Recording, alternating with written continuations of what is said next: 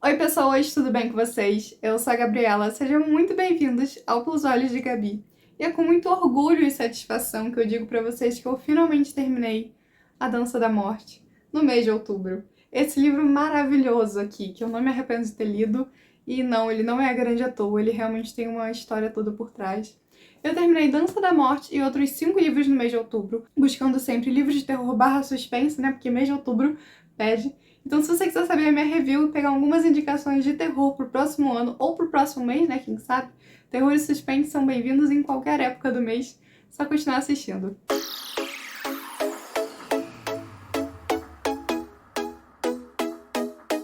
O primeiro livro que eu terminei no mês de outubro foi Hora Zero, da C.J. Perry, o 7º livro da saga Resident Evil, que finalmente vai fechar essa série maravilhosa. E por incrível que pareça, o último livro dessa série é o primeiro game, então é um pouco confuso. Nesse livro a gente vai ter a nossa Rebecca Chambers indo para a equipe dos Bravos. Ela estava trabalhando como cientista ali, só que ela teve que ir para a parte prática da coisa para ela se formar de verdade. Enquanto a Rebecca estava sobrevoando ali a floresta de Raycon com a equipe dos Bravos, acontece uma pane no helicóptero e eles têm que pousar no meio dessa floresta de Raycon. Cada um resolve se separar e a Rebecca encontra um trem com diversos policiais abatidos, uma cena simplesmente horrorosa, típica de Resident Evil. Ela percebe também, por meio dos diários, né, que esses policiais estavam transportando um preso, né, o tal do Billy. Só que ela não encontra o corpo desse Billy de jeito nenhum. E só encontra depois, quando esse Billy tá apontando uma arma pra ela e falando pra ela ficar quieta. Pelo uniforme da Rebecca, o Billy já percebe que ela é uma policial, então ele fica muito receoso com a presença dele ali. E para eles sobreviverem, eles vão ser obrigados a trabalhar juntos, porque um por um, com aquele monte de bicho, aquela coisa toda, não vai dar certo. Só que o trem começa a andar e leva eles diretamente para o laboratório da Umbrella debaixo da casa Spencer. Eu adoro esse livro, porque ele me trouxe muito nostalgia. Eu já falei pra vocês, eu vi todos os jogos e todos os filmes do Resident Evil possível, menos a série da Netflix, eu achei péssima. Então eu sou super fã da série, eu vi cada jogo antigo, aquela coisa horrorosa de velha, mas eu fiz questão de ver. Retomar toda essa questão da mansão Spencer, da Rebecca, foi muito divertido. Se você é fã da saga Resident Evil, esse livro é pra você. Mas se você só quer ler, tipo assim, por curiosidade, eu não sei se você vai gostar tanto, porque não é a mesma coisa que os jogos, infelizmente. Mas mesmo assim, vale muito a pena se você gosta da série Resident Evil. A Dança da Morte é um livro longo que às vezes enrola a gente um pouquinho, mas essa enrolada é necessária, faz a gente discutir sobre a humanidade e que como um vírus que não é nem um pouco simples assim, pode acabar com tudo e virar a vida das pessoas ao avesso. Muita gente leu esse livro aqui na pandemia, então, querendo ou não, tem certos gatilhos, mas é uma leitura muito válida. Foi um livro que eu demorei 2 anos para ler. Foi um livro que em 2 meses eu me comprometi a participar do projeto de leitura coletiva que eu e a minha amiga estamos fazendo. Então foi muito emocionante, de certa forma, terminar esse livro e dizer que eu finalizei isso, sabe? É um tanto bizarro, porque esse livro aqui, ele é bizarro, de grande. Eu tô até com algumas anotações, inclusive, aqui em cima, porque eu nem botei aqui embaixo, aproveitei os próprios post-its aqui.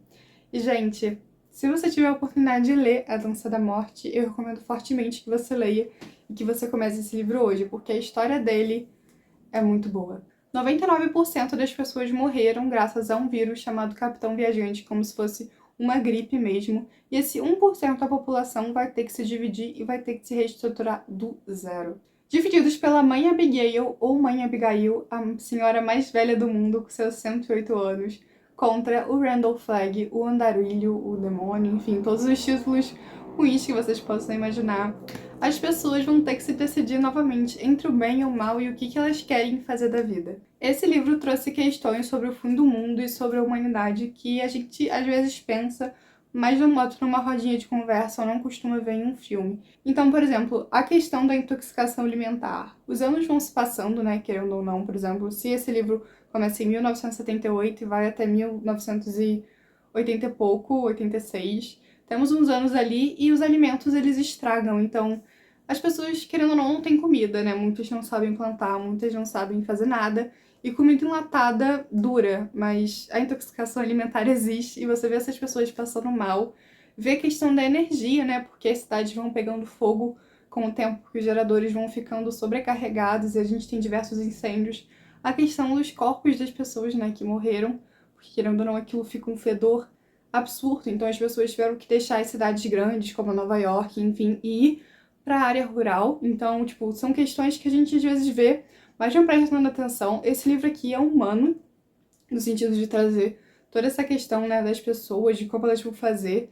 Então, cara, gente, é muito chato falar, cara, esse livro é muito bom e tal, mas esse livro é muito bom, de verdade. Esse livro aborda bem a vida das pessoas, então a gente tem um certo grupo que o livro vai acompanhar, um grupo bem diferenciado, digamos assim, que acaba se juntando, né? Cara, eu tenho todo carinho por esse livro aqui, eu me arrependo de não ter lido antes, porque ele é uma obra-prima, de verdade. Eu não imagino como seja, né, a primeira versão desse livro, porque na época o Stephen King, ele teve que reduzir o tamanho, porque não se imprimiam, né, não se faziam livros de 1.200 páginas na época, então ele deu um manuscrito lá, cortando algumas partes, e depois, anos depois, ele trouxe essa versão aqui. Mas é um livro que faz a gente pensar. E esse grupo vai criar uma Assembleia Geral, eles vão realmente reconstruir uma sociedade com médicos, com advogados, com policiais, com juízes, com absolutamente tudo, porque esse 1% da população que sobrou, né, vai sendo resgatado, vai sendo chamado pra mãe Abigail.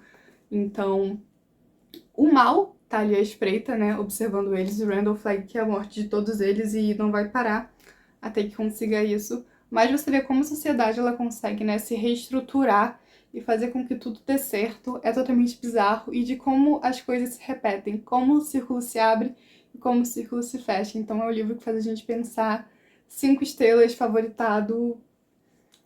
Incrível, incrível. E o terceiro livro que eu li no mês de outubro foi A Maldição da Lua Cheia, um livro de contos que eu comprei ano passado no Kindle e que eu demorei muito pra ler, porque eu gosto de ler esses livros de contos assim no mês de outubro, no mês do terror. É uma coletânea de autores nacionais, então a gente tem, tipo, 20 e poucos autores nacionais, cada um contando a história sobre o lobisomem na Maldição da Lua Cheia, como vocês bem sabem. Na Lua Cheia, né, nós temos o lobisomem atacando as pessoas. O que eu não conhecia nesses contos foi a questão da maldição do sétimo filho, né, que o sétimo filho é amaldiçoado para ser o lobisomem. Isso eu não conhecia. E o livro tem vários contos diferentes sobre diversas partes do Brasil com o lobisomem. Então, por exemplo, a gente vai ter casos de lobisomem no sul, casos de lobisomem no norte. E até no Planalto, né, meus amigos? Tem um conto sobre o Planalto que eu fiquei, tipo assim, chocada, de boca aberta. Foi a primeira vez que eu li esse tipo de coisa e eu achei esse livro bem diferenciado pela questão dos temas e pela questão de ser nacional também. Porque eu nunca tinha lido um livro nacional de lobisomens. Ano passado eu li Vampiros de Vera Cruz, que eu também foi no mês de outubro, né? Que também foi um livro nacional de contos, só que dessa vez de vampiro. Sobre a chegada, né, dos portugueses no Brasil, que também é um livro bem bacana. Eu não gostei tanto assim, mas é um livro que pode ser muito bem lido, porque ele é bacana. Mas A Maldição da Lua Cheia realmente me surpreendeu e foi um livro que eu gostei. Eu demorei um tanto pra ler e os contos são bem curtinhos, você pode ler, tipo, um em 10 minutos, é coisa bem rápida mesmo. Eu recomendo pra vocês, porque, de fato, ele é muito bom. Coração Assombrado foi a primeira biografia que eu li por livre e espontânea vontade. E é uma biografia sobre o Stephen King, escrito pela jornalista Lisa Rogacki. Eu simplesmente adorei esse livro. Como vocês sabem, eu gosto muito dos livros do Stephen King. Eu adoro os livros do Stephen King. Estou fazendo um projeto de leitura coletiva com a minha amiga dos livros do Stephen King. Então, se você quiser saber mais, link do Instagram do Leitura King aqui embaixo para você conhecer o nosso projeto. Mas foi muito bacana conhecer o Stephen King por outro olhar, que não seja o do mestre do terror, do Stephen King humano mesmo, desde a sua infância até a sua vida adulta, de como ele escreveu as suas obras. Eu já sabia algumas coisas aqui, porque eu sou o tipo de pessoa que pesquisa obra, que pesquisa autor e tal, mas isso aqui é um apanhado absurdo sobre a vida do autor, então se você gosta do Stephen King, ou quer ler uma biografia, cara, Coração Assombrado é um livro perfeito para você começar. Tem a questão de como o Stephen King, né, se tornou o autor famoso que ele é hoje e que o primeiro livro que ele publicou, né, Carrie, ele tinha jogado no lixo. A sua esposa, Tabitha, que foi lá e pegou e falou, não, não vai jogar no lixo não. E aí sim que a gente tem o Stephen King hoje, graças a Tabitha, porque ela pegou o manuscrito dele no lixo, então isso é um pouco bizarro. E como a vida cotidiana dele, né, traz essas histórias, ele diz que ele não tira do nada as histórias que vêm até ele, então quando alguém chega pra ele e fala, nossa, como é que você escreveu isso? Ele fica um tanto chateado, porque as histórias estão só ali. Ele só escreve, então eu achei isso muito, muito bacana. E tem outros trechos também muito bacanas desse livro. Eu vou ler um pra vocês aqui, quando eu achar. Você tem que ser meio doido para ser escritor, porque tem que imaginar mundos que não existem. Você está ouvindo vozes, está fantasiando, está fazendo tudo o que diz às crianças que não façam.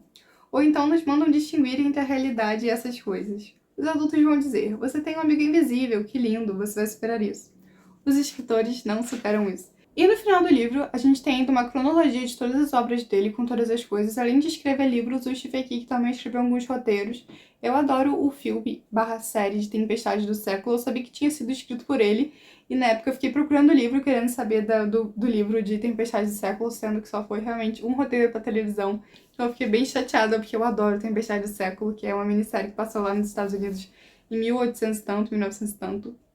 Então, eu gostei muito desse livro, de verdade. Foi uma biografia que me tirou da zona de conforto, mas que de certa forma também foi um pouco de terror para esse mês de outubro. Vocês sabem muito bem que meus autores favoritos são o Neil Gaiman e o Stephen King, e eu nunca tinha pego para ler Coraline ou ver o filme da Coraline. Quando eu era pequena, eu acho que eu vi alguns flashes assim de memória a respeito daquele botãozinho de olho que a gente tem no filme, mas eu nunca me interessei muito, porque de certa forma eu tinha um certo receio que eu não achava tanta graça naquilo. Sim, eu era uma criança um tanto chata. E agora, finalmente, por causa da minha lista dos 20, antes dos 20, eu consegui botar a Coraline, né, na minha lista, eu consegui finalizar esse livro. Foi um livro que eu peguei emprestado daquela versão lindíssima de capa dura, que tem as ilustrações, aquela coisa toda. Foi um livro muito bacana, que eu gostei. Ele é um terror, mas não é um terror tão assustador. A Coraline, ela vai se mudar para os seus pais para um novo apartamento numa casa hiper velha. E no meio da sala dela tem uma porta que dá para uma parede, ou seja, que não dá para lugar nenhum. E a Coraline, ela acha aquilo muito absurdo, porque por que construiria uma porta que não dá para lugar nenhum? Aquela porta, inclusive, tem uma chave e vive trancada, porque, enfim, por que manter uma porta trancada se não dá para lugar nenhum? Então a Coraline, no meio da noite, ela vai lá e destranca essa porta, e essa porta abre para um outro apartamento idêntico ao dela, só que dentro desse apartamento ela tem uma outra mãe e um outro pai com olhos, né, de botão. E o único pedido que eles pedem para ela é que ela fique também com os olhinhos de botão, que ela fique ali, né? E os pais da Coraline não eram muito presentes, eles não ligavam muito para ela.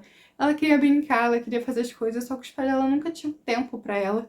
Então a gente tem essa questão, né, da família aí, mas a Coraline, mesmo assim, ela se nega a ficar com eles e ela quer os seus pais de volta, porque essa outra mãe, inclusive, captura, né, os pais da Coraline para que ela fique ali. Só que nós temos uma Coraline, uma menina hiper corajosa, então foi muito bacana acompanhar esse livro. É um livro curtinho, eu li em 2, 3 dias, então muito bom, gente, de verdade. Serial killer de noite, jornalista pela manhã, o francês Dimitri Houx vive a sua vida com normalidade na cidade de Miami. Com seu alter ego, Hades, deus do submundo, ele faz a vida da detetive Athena um verdadeiro inferno, meus amigos. O problema é que o jornalista Dimitri acaba se apaixonando pela detetive Athena, e a Athena também acaba se apaixonando por ele, e fica cada vez mais difícil manter a sua vida dupla, até porque a detetive estava procurando loucamente pelo Hades, não sabendo ela, né, que ele estava logo ali na frente.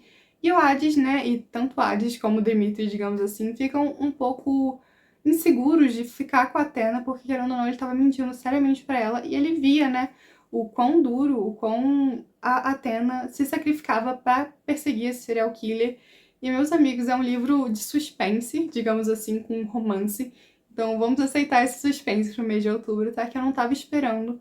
Foi um livro que me pegou do início ao fim, apesar de eu ter demorado a começar, demorado a engatar. Me pegou da página 50, assim, até a 900, e depois de 900 eu simplesmente voei.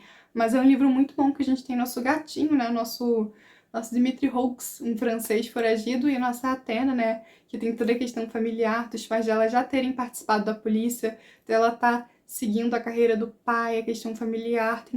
Temos todo um mundo de personagens que são simplesmente muito bem escritos, muito bem elaborados. A gente tem intenção, a gente tem tudo numa história com romance, com suspense e... incrível, simplesmente incrível. E como, né, o nosso assassino em série vai lidar com a detetive, como essa detetive futuramente vai lidar com esse assassino em série, vocês vão ter que ler o livro, mas eu já garanto que vocês não vão se arrepender, porque, meus amigos, esse livro é muito bom. Bom, esse foi o vídeo de hoje. Eu espero muito que vocês tenham gostado das minhas leituras. Me conta aqui embaixo também qual foi o seu livro favorito no mês de outubro, se você fez alguma leitura temática, se você planeja fazer alguma leitura temática agora pro mês de novembro/dezembro, porque agora já vem Natal, né, meus amigos? Já tô colocando quase minha touquinha aqui natalina nos cabelos, porque eu adoro o Natal. E eu vejo vocês na nossa próxima segunda-feira com o nosso próximo vídeo. Tchauzinho!